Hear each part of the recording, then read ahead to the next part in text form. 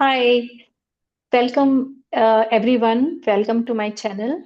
Today we'll be discussing a very important topic, behavioral change.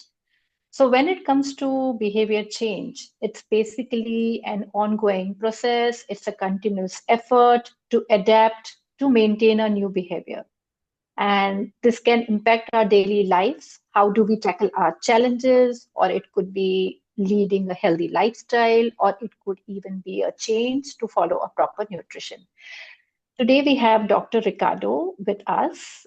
He's an emergency medicine physician with a passion also for preventative health and well being.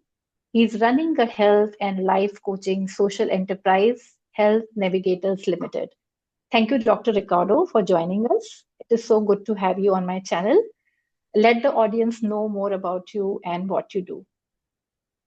Hello, everyone. Thank you for having me here, Sweta. As Sweta said, I'm an emergency medicine doctor who's been working in the Auckland region for the last 15 years. During this time, I've sort of discovered that, yes, we can help people by being the ambulance at the bottom of the cliff, but it's much more rewarding if we are able to help prevent individuals getting disease in the first place. And that's what led me into health coaching. An aspect of health coaching is acknowledging that mindset has a significant influence on behavioral change, and that's especially true when it comes to nutrition. So we're going to discuss today a little bit more about the idea of mindset and nutrition and give you some handy tips and tricks to be able to conquer some of the difficulties that you may have had in this journey. Yeah.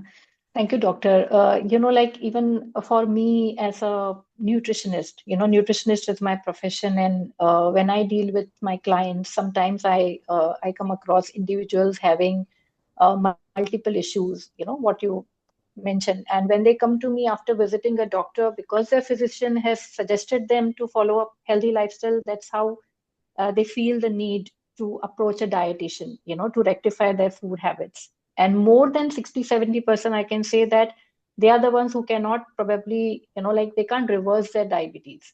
And they're so that stage they come to me. And so I feel as a stakeholder, of a whole ecosystem, you as a doctor, and I being a nutritionist, we all need to come together to educate people, to help them work on the root cause. So my first question to you, doctor, is like, how do you think small gradual changes can lead to long-term health improvements? Could you just give a practical example from your practice as a doctor where a patient's behavior shift had a significant impact? I think I'll reflect back on the idea of mindset. A lot of the times when people are diagnosed with diseases such as diabetes, uh, they come to the attention of a physician or nutritionist and they feel that they're told what to do. They feel that their power is taken away from them, that they have to make drastic changes in their life without clearly having any idea of why they're doing it. And I think that's where the mindset comes in. It's really important to have a grasp of your reasons why you're doing something. So, a simple process of identifying what is important to you in terms of why is health important to you, not just the idea of being well, but just the positive impact it can have, being well can have on your life, your lifestyle, be it, being able to do activities that you enjoy, like playing whatever sport you want, or even going for a walk. That becomes more challenging with time. And especially for our Indian community, being there for our children and our grandchildren as they grow up. That's a privilege that we have, and it's not taken for cannot be taken for granted if we don't have our health under control. So I think that's the small first step, and it comes across as a small first step, but it's probably the most important anchoring step is being able to realize that yes, a disease is a label, but the impact it can have on our life can be quite profound. And unless we do make those small changes that are in line with our values and purpose and what's important to us, we won't be able to be there for the long haul. Yeah, I think that's really I can resonate with you, doctor, on that. And I also feel when you were talking about mindset, I was actually thinking about that how a small change can make a big difference. That first step is so important. That first initiation is important. And like when I have been living in New Zealand for quite some time, I have completed 1.5 years now. And being a nutritionist, I actually noticed like so many times, like people, because like they are away from their family, like so when they come here they join a community group. They get into social gatherings. So what I noticed that, because the reason could be like they feel isolated from their family, so that's why to beat their isolation they go onto their gatherings, and lot of things happen, like it could be either eating too much at a time or not eating healthy food, because usually when it comes to social gatherings, it is not basically a diet food, like people can get into like any kind of food. And like also I found that back in India, when I practiced as a nutritionist, there also I found that people come together during festivals and eat they enjoy eating together, and they enjoy cooking delicacies during that time. So I feel that that small change first, like changing the mindset, that why am I doing this, that is the first step an individual can take. So thank you, doctor, for sharing your perspective on that. I'll just um elaborate on that for a minute or two. I think, yeah. you know, back in the golden ages when festivals were actually, celebrations scattered during the year, harvest festivals and festivals of the new year, the sun get the periods of the days getting longer. Festivals were as such, they were only periods of time where you would celebrate.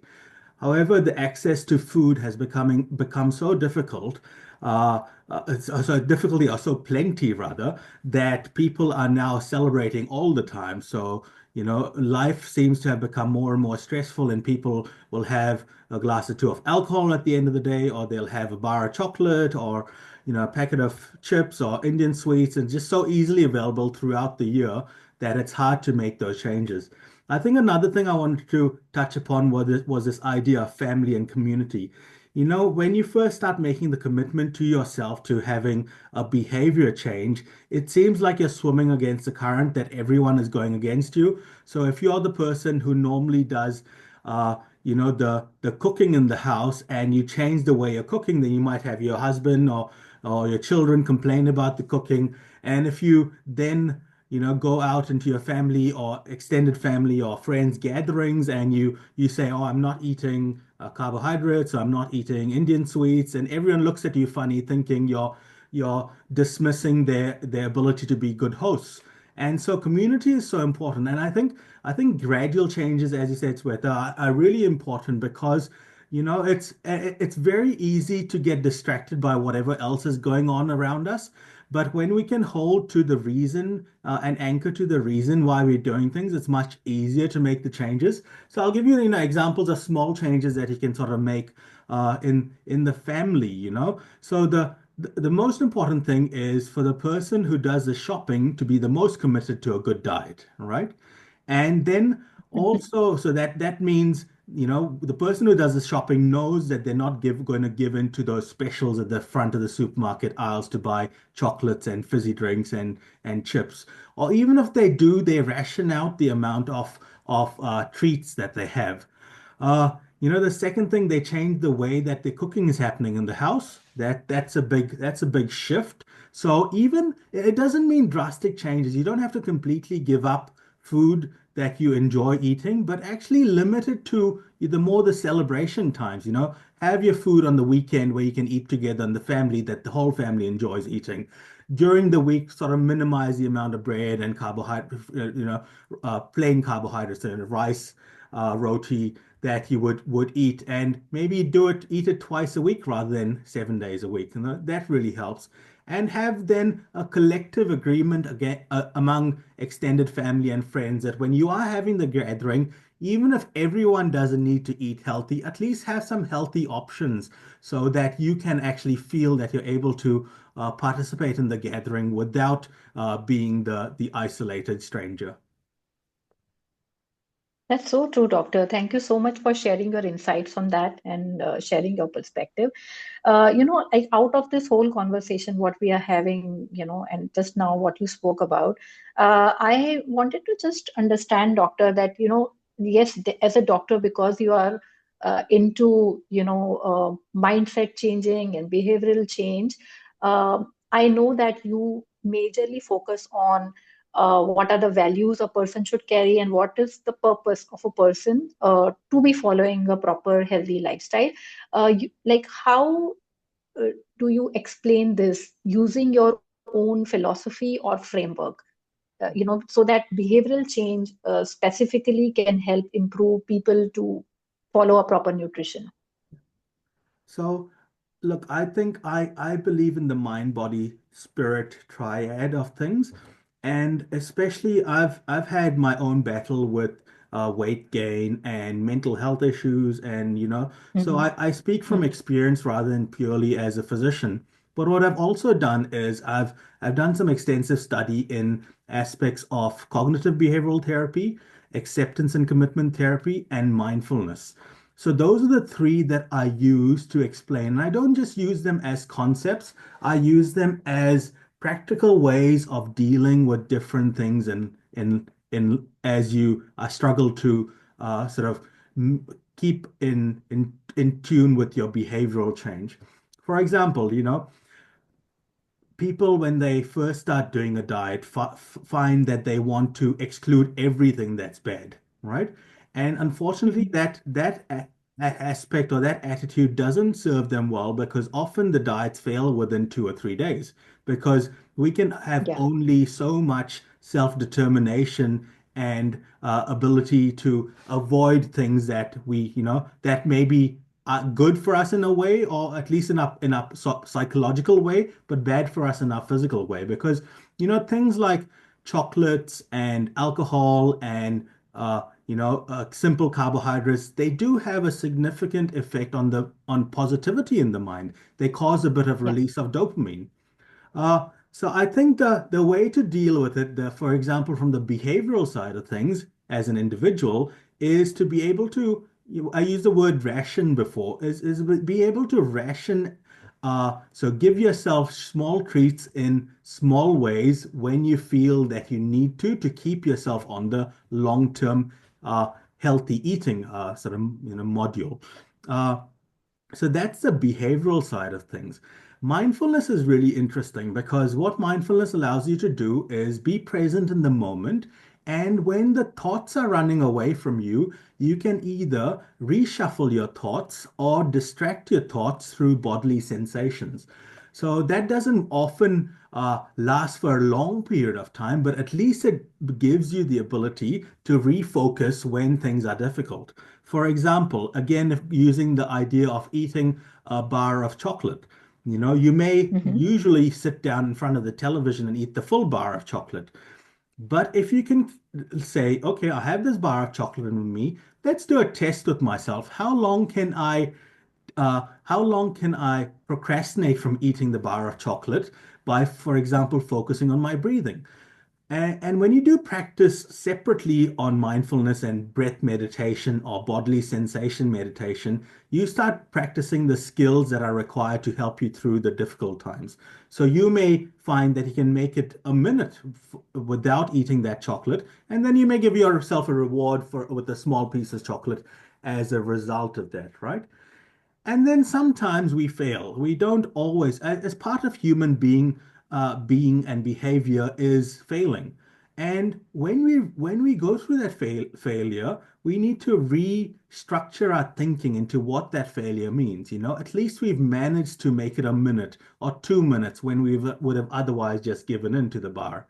Uh, and that's the process of sort of acceptance. So that acceptance acknowledges that some things are under your control, but some things are clearly not under your control.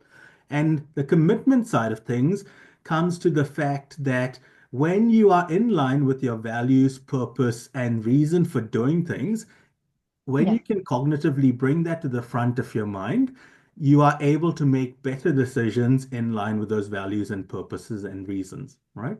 So that's where this idea of cognitive behavioral, I suppose, officially it's called therapy, but it's just a practice, a cognitive behavioral practice, acceptance, commitment practice, and mindfulness practice that together can help with shifting the mindset and dealing with the mind as different issues come across, because all of behavioral change is in the mind. It's not that it's not that it's an easy thing to do, but acknowledging that it's a mindset allows us to practice towards getting better and stronger in our mindset. I think, doctor, this is so good to wait, like good way to look at it. Like it is indeed a, like a holistic approach where we aren't just, like superficially, where somebody is not superficially doing a tick mark, like, okay, I will not eat a chocolate because the so and so person has asked me to do that. A doctor has asked me to do so because the dietitian don't want me to have it, and I paid a fee, I will not have it. So this is just a superficial way of thinking. But I think that when every individual links their purpose to the reason of not eating the particular unhealthy food, like, and we dietitians keep on telling our clients and patients that eat mindfully, and this means that just don't avoid certain food just for the sake of avoiding it, like because the so and so person has asked me, but because there is a purpose and what I want in my life. If I want to take care of my family, if I want to live a healthy life, a good life, a peaceful, happy life, I need to take care of myself. This is the way, I think this is the perspective that people need to change, individuals need to change. And so I really feel this is just excellent, doctor, like a different way of explaining things. And thank you for sharing that. I'll just Let's summarize that in move. a second. I Yes, think I yes. think the important part about mindset is, as you just reflected, it's that all behavioral change has to come from within. If you are told by your family that you shouldn't eat bad food, or whatever bad food may be, or you're told by a doctor or a nutritionist, and you don't believe them or you don't agree with them, like some people are in complete denial about the idea that they have anything called diabetes or high blood pressure or high cholesterol, usually because they can't see the impact on their body. It's only when they have a heart attack or a stroke that uh, they do recognize that. And that's the last point in time that doctors or nutritionists want to intervene. We want to intervene when people have the ability to prevent these massive events in their life rather than to, as I said before, be the ambulance at the bottom of the cliff. Yeah, this is so true.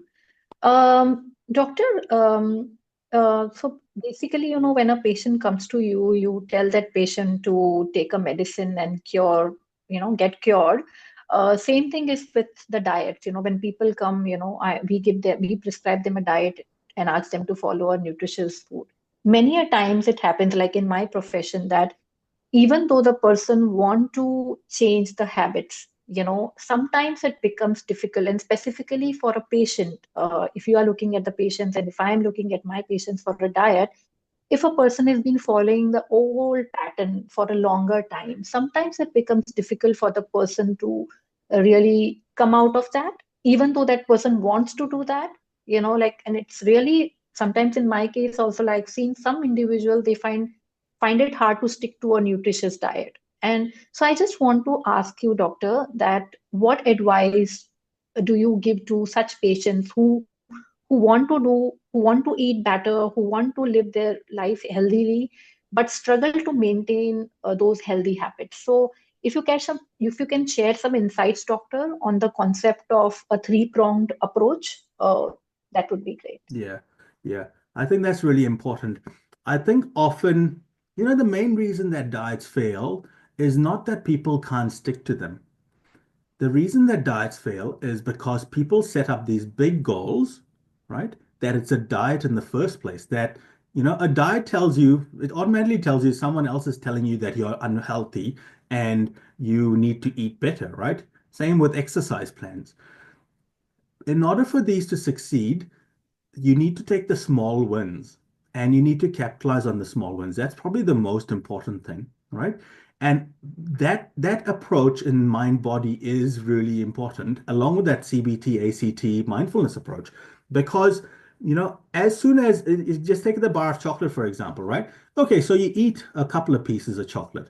You can say to yourself, oh, you know what? I started eating this chocolate. I might as well eat the whole bar now. Or you can say, you know what? I enjoyed the taste of the chocolate. That's fine. It's not a big setback for me. I can move onwards. So that's taking the small win, right? Uh, I used to do this for a while. Whenever I don't do any shopping anymore because I tend to buy unhealthy things when I go to the supermarket. I'm always tempted to the supermarket. So what I used to do is not do shopping, but if suddenly in the middle of the evening I said, okay, I just feel like a chocolate, and I tried all my techniques and they didn't work, I would make a special ride to the supermarket, buy that one chocolate and come home. Yeah, it's waste of time, waste of, fuel and stuff, but at least I didn't destroy the entire healthy eating. I allowed myself to treat myself, but didn't destroy the entire plan. I think that's really, really important. The other important thing is people underestimate the benefit of small incremental steps, right? These habits that have formed with us have not formed overnight. They have formed over weeks and months and years, and that's why they're hard to break. But actually, the process of mindfulness acknowledges that your habits are broken in the moment. It doesn't matter what you've done. It doesn't matter what patterns you followed in the past. All that matters is in this moment is the decision you make in alignment with what is important to you. Are you committed to what is important to you, whether that being, living till you're 80 and not having diabetes or heart disease, or living a healthy life enough so that you can see your children and grandchildren grow to their age of fulfillment, right? So those changes occur in the moment. People think, oh, all of these background things that have happened to me, that means I can't change. Actually, it's really easy to change. You just need to change in the moment, right? And I think Yeah. that's why that's why I really importantly stress that this is a practice, right? It's not a diet, it's not a plan, it's a practice. In the moment, if you can practice making a healthy choice in alignment with what's important to you, you will succeed in the moment. You just keep on doing that. You do it 8 out of 10 for a week, that's good. Next week, you do it 9 out of 10, that's good. Following week, you'll probably be able to do it 10 out of 10. But you're practicing every Mm. time you fail, whatever failure looks like to you, it's not truly failure. It's just that stepping stone to success, right? Alcoholics succeed by avoiding alcohol one day at a time. That's why they have those alcohol chips, right? Because every time it's a milestone, they've achieved it. When they start again, it doesn't matter, but they are starting again from those milestones. And I think each of us, when we are looking at how do we need to exercise more, how do we need to improve our way of eating, I didn't use the Mm. word diet. I didn't use the word nutrition, the way of eating, your practice of eating, right? Because that's all it is. We have been culturally and societally sort of brainwashed in a way to eat a certain way, to live a certain sedentary life. So it takes a practice to go away from it. I am so pleased that nowadays I go to the local park and I see people walking, Indian people walking. That is amazing, Mm. right? You don't see that in India Yeah. because there's no way to walk. Yeah. Yeah. Yeah. Yes. Yeah, very true, doctor. And like when you were explaining the whole thing just now, I was recalling one of the videos like few days back. I was actually scrolling and I found one video of another doctor like who was actually talking about like why habits don't work and why it is a struggle for some people to develop good habits. So one such example that was mentioned on that video was like similar to what you were talking about. So it was said that, suppose if somebody is going to a grocery store or a supermarket and he or she ends up buying some unhealthy because of its easy availability or maximum availability. And another example could be like when somebody bought some healthy food already, but being lazy to cook that food, or avoiding that hard work, that struggle to form good habits, finally ended up ordering something from the Uber Eats. And then, like, because, and then other thing happened. This was a cycle which went on. It's a vicious cycle. So because the food ordered was in excess, that the person did not consume it on a same day, that person ended up eating the same food next day, so that person was quite comfortable. So that person was in a comfort zone, to like to not cook the vegetables and to Mm, form that good habits. But and he basically was preferring throwing away that rotten vegetables mm, over eating the leftovers of the unhealthy food what he ordered from the Uber Eats. So, like, and that video was very, like, it was an definitely eye opener for so many people that it is not about that. Okay, I want to change something, and that happens drastically. Like how you mentioned in the initial conversation, that how small changes should be there so that it can lead to a bigger one. So I think, that was a great example. I could resonate so much from that video and from your conversation mm. also, doctor, that, like, nothing ever happens overnight. We can't just change everything suddenly. Yeah, I'll share so you yeah, I'll share you an interest and a nice example from my life. So in the yeah, past, when I used to do some shopping, especially I think I was living in Australia at some stage. In that moment at the supermarket, I would feel like buying a packet of chips or bar of chocolate or, fizzy drinks and stuff. So I used to buy it. When I went home, I didn't eat it at that day. You often buy, never eat all of it on the same day, right? But when I went home one day and I looked in my cupboard and I was like, I bought this at some stage in time, but actually in the moment, I don't feel the need to eat this. So the number of times then I have actually dumped things like chocolate. And my mom and dad used to be, traditionally brought up in India where scarcity was a big issue. They'll be like, you threw away food that you could have eaten. I was like, you know what? It wasn't going to do any good for me in my body anyway. And the decision to eat, make a healthy decision is in that moment. So in the moment that I made a decision, I actually saved myself from the unhealthy decision I made in the supermarket, right? So it's only that moment that matters. It doesn't matter what the past events have led to the yeah, moment.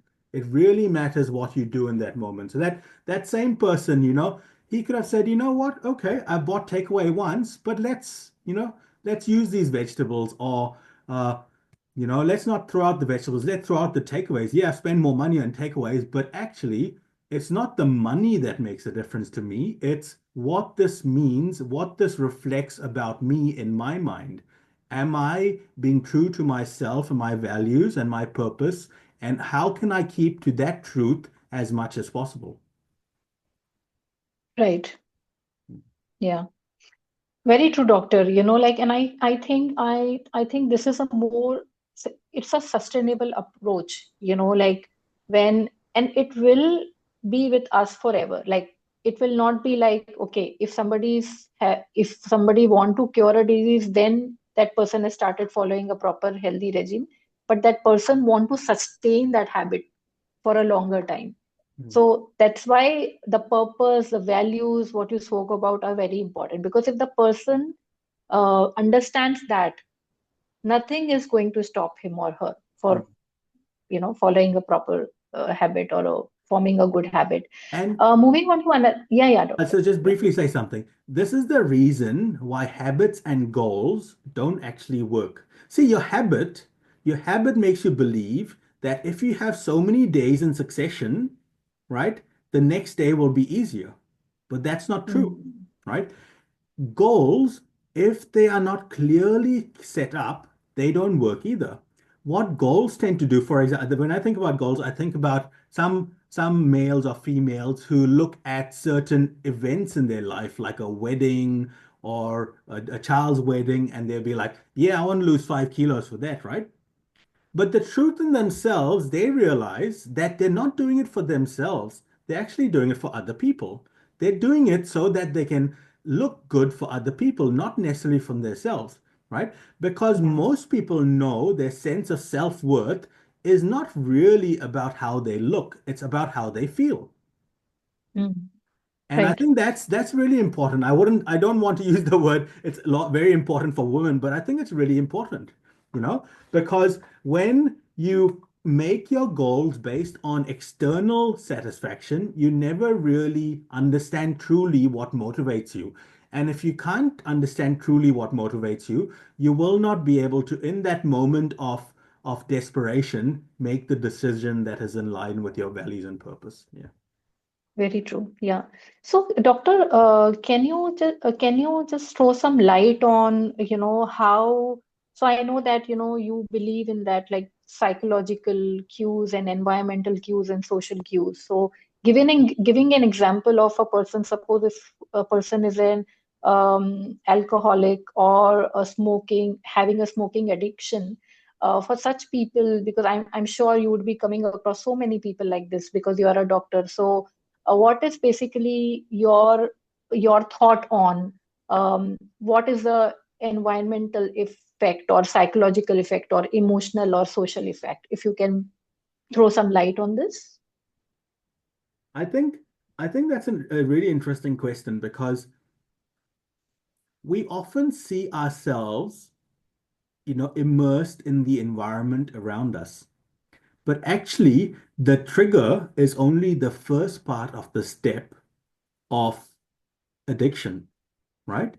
There are other more powerful steps that can be used to change behavior. So you have your trigger, which is your cue, then you have your thought, then you have your cognition, so how you interpret the thought.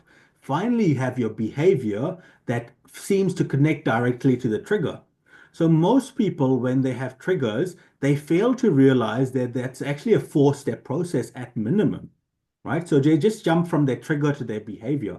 And actually, in the middle comes those three parts, the cognitive behavioral practice, acceptance commitment practice, and mindfulness practice.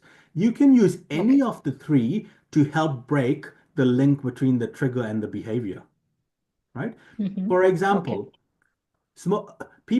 people who are alcoholics, there used to be something called an aversion therapy, right? So they used to have a rubber band or something on their wrist, right?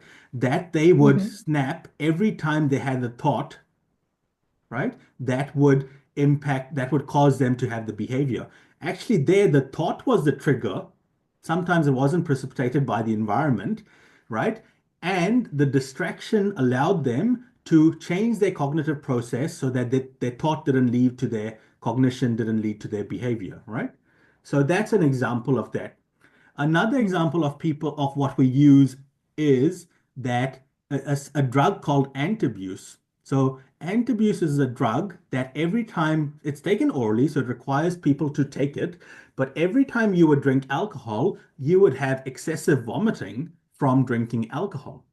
Okay. Yeah. So eventually, drinking alcohol brings about the trigger of vomiting rather than the satisfaction of being intoxicated, right? So that also bypasses those other thoughts and behaviors, thoughts and cognitions, right? So those are a couple of examples. Smoking is another one. You see, most people, when back in the 1970s, 1980s, most doctors used to smoke. And doctors did not smoke because they enjoyed smoking necessarily, but actually that Hmm. was their only break from patient care. And now what that's changed to is something called coffee. So doctors have two or three coffee breaks during the day so that for 15 minutes they can get away from direct patient contact, direct patient care, and just associate with their colleagues, right? So Hmm. yeah, people say, oh, my other people around me are smoking, therefore I'm smoking. Actually, that's not true. It's not the smoking that causes not the addiction that causes you to want to smoke. It's that social cue which makes you think, I don't want to be left out of the social activity, therefore I will join the social activity. Right. This is true, doctor. And like, so you connect with this with, so I was like, thinking about coming to the drastic changes and habits, how the habits need to be formed. I really feel that, drastic changes are synergistic. So in this case, we can take an example of a person who's an alcoholic and he comes to you. and he says that, doctor, okay, I take alcohol so much, like these this much in a week, and you want that person to change their habit. So I really feel that these drastic changes are synergistic. Like, for example, if a person is having a positive behavior, the more positive he will go towards the more positive point. Same thing goes with the negative or negative habit. So if a person is already into a negative habit, it becomes difficult to come out of it. Once a person comes out of it, then uh, if it becomes positive, then the more positive changes can come. So, like, taking an example of a person who want to break a habit. For example, let's take my profession.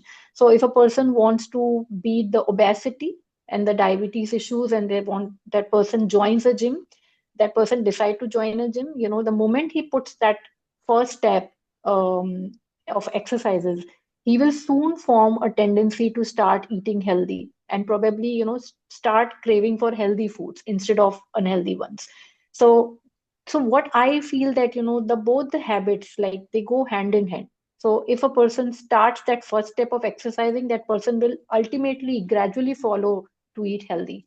So do you think the same thing goes with, like, if a person is highly addicted to smoking, if we want to treat them, person one at a time, and we need to just go to that root cause, not basically superficially doing it. Okay, if you are having a heart attack, you stop smoking for a while, then go back to smoking again. It's not like that.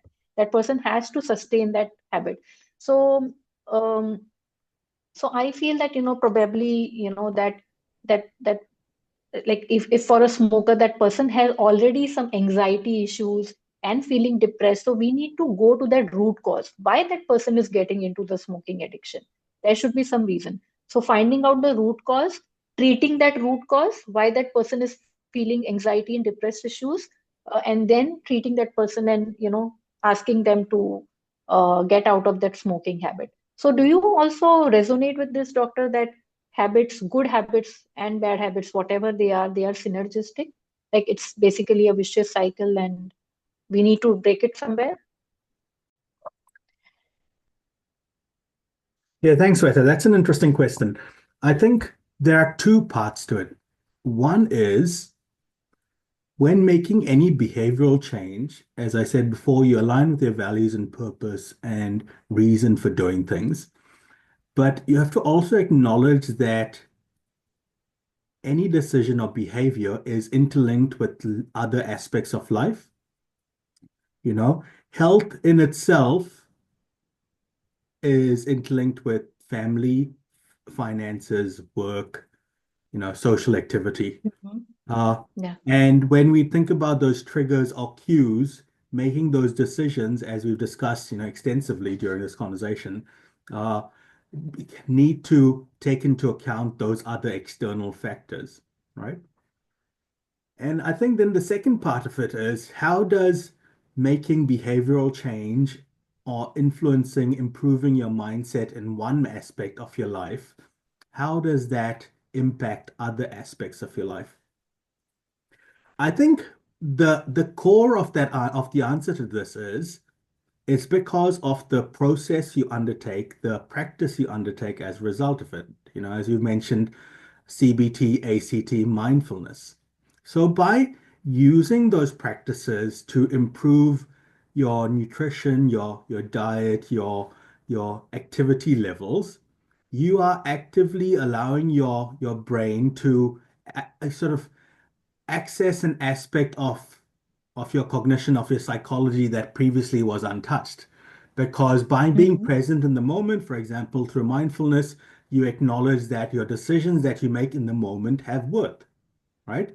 Which empowers you. It empowers you to such an extent that you feel that you can actualize your goals or your ambitions based on your present decision, whether that's to eat healthier, to be more active, to control your disease processes or disorders better, and then what you can do is then you start using that same mindset or approach or practice to Mhm. generalize to other areas of your life. When you're spending money, you ask yourself, all right, is this spending impulse buying, or is it spending because I'm keeping up with the Joneses, or is it actually valuable to me and is it making my life better?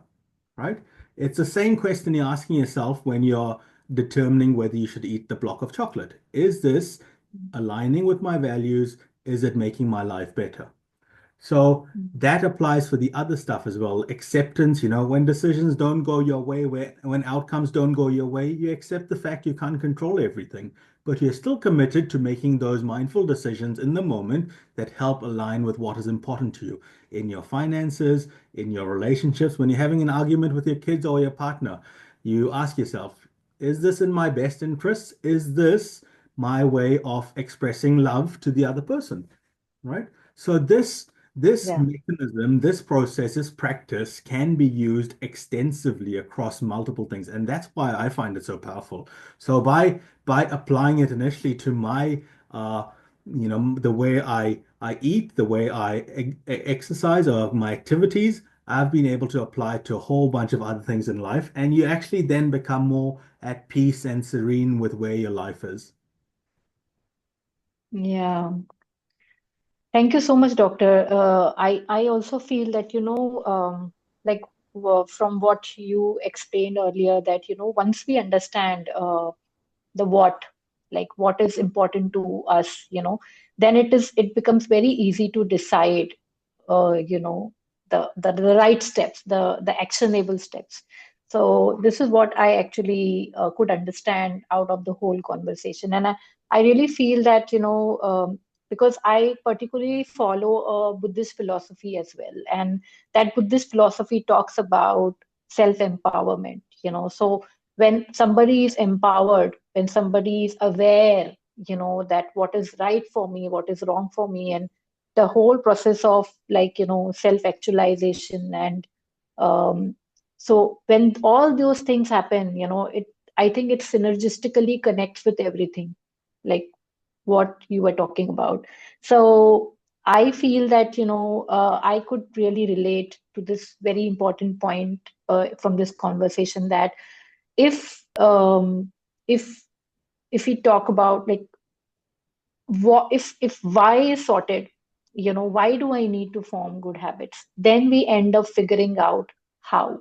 So once the why is sorted, then how I'm going to form these habits, and that's how it leads to actionable steps. Mm. So I think the why is most important, and I think it directly connects all of us to the purpose and to the values. What is your philosophy, like what is your basically framework of handling patients? So that was very good, doctor. Thank you for sharing that. Finally, I would like to know that one final piece of advice you would like to give to our listeners and to our audience. There are young people also on this, they must be looking at our video. So I would like to ask you that what one piece of advice you can give to our audience who can make a positive change in their behavior, and it comes down to the nutritional habits as well, and somebody who doesn't know how to start, what piece of advice can you give to such people? I'll use the same piece of advice that I give to my son. Uh, there's this traditional way of saying practice makes perfect, right? But my advice is practice does not make perfect. Perfect is not needed. Practice makes better, right? So the question we have to ask ourselves is where do we, what is important to us? What do we value? Why are we, what is the reason for us being alive? And then practice every step of the way through whatever means possible, whether it's a behavioral process, whether it's a social process, whether it's a cognitive process through cognitive behavioral therapy, acceptance commitment therapy, or practice or mindfulness practice. Use all the tools in your belt to be able to realign yourself with what is important to you. And as you go through that process of acknowledging, that he can self-actualize and self-realize all the events that have been perceived by you in the past as events of suffering start to make sense, and they start to bring meaning into your life, because all those experiences is what makes you who you are, and what you can do for yourself and what you can do for the world. Superb, doctor. Superb. I think, like that there are a lot of key takeaways from this whole conversation. And I feel that, for me also the for me, counseling people to eat good food will become much easier because I will be applying all those points which we discussed on this call. One thing which I actually was recalling out of my practice, that what I have started, following this since quite some time when I was back in India and was working as a nutritionist there. I used to not tell my clients that, okay, you should have one cheat day. Like usually when a person follows a particular diet, they first thing they ask me that whether you will allow our cheat day. So I always tell them that don't call it as a cheat day, call it as a reward day. Like how you also mentioned in the conversation that we should reward ourselves. So one thing that was coming on my mind is like I changed the entire wordings from cheat day to reward day. I tell them that, okay, if you are able to consistently follow a healthy routine, you should reward yourself and not call it as a cheat day, because cheat is something, it's a negative word. So Mm. if you want to, use a positive word, call it as a reward and not a cheat. So I think, so this is another like takeaway for me. I would definitely continue doing my work in the same way. And there were so many beautiful points from the entire conversation with you, doctor. Thank you so much, and we were very happy to have you on our channel. It's been an inspiring conversation, and I'm sure our audience, our listeners on this channel are walking away with some actionable steps, and they are definitely going to improve their health and well-being. Thank you so much, Doctor, for joining us. You're welcome. Thank you. Thank you.